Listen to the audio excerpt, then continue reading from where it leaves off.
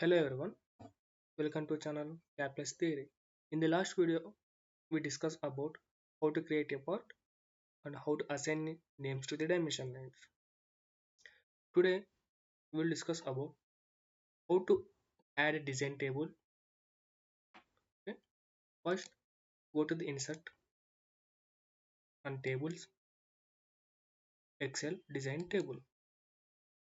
Here we got three options. One is blank, one is auto-created, one is from file. Okay? Blank, we will get completely empty Excel. Auto-create means whatever assigned we dimensions, it's asking to select those dimensions and adding to the Excel table. From file, if you already created a file and or you saved before a file, you can grab from that file here, like browse and select the file. I'm going to select the blank, then OK.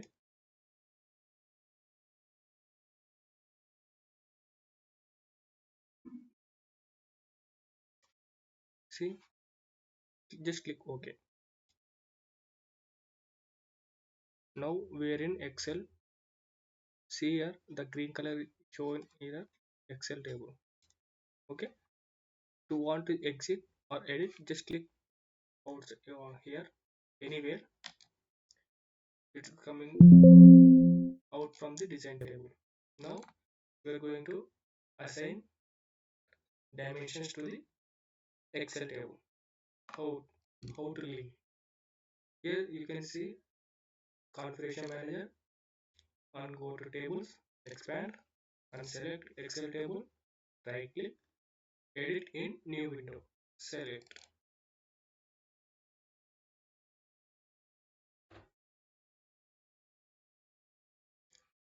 Here you can see Excel table is open with empty space. This first instance is this configuration. Okay, now I am going to add dimensions here. Here whatever you giving names, it will show here, and here you need to select dimension. Okay, so how to link dimensions here. Just click outside, go to the feature manager table design tree and select sketch. Okay, you can see dimensions here, right? Select first length dimension. See, it is added here. And then next one is height. You can select continually. Thickness. Let's see. So see here we got length, height, thickness added to the design table. Okay. Then save. Close. First instance. Here first instance means it's added here a part. Okay. So you want to edit this name. You can edit from here also. Right click, rename tree item and give any name. Just I'm giving one part.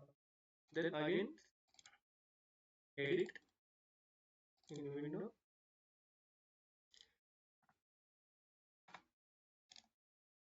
Select this one and it will add to here. Okay.